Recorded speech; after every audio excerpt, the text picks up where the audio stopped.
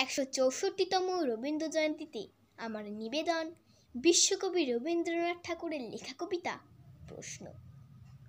মাগো, আমায় ছুটি দিতে বল, সকাল থেকে পড়েছি যে মেলা।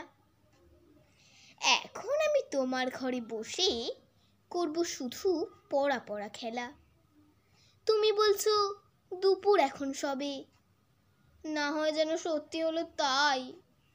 একদিনও কি দুপুর বেলা হলে বিকেল হলো মনে করতে নাই? আমি তো বেশ ভাবতে পারি মনে, সূর্য ডুবে গেছে মাঠের শেষে, বাগদে বুড়ি চুবড়ি ভরে নিয়ে শাক তুলছে পুকুর ধারে এসে।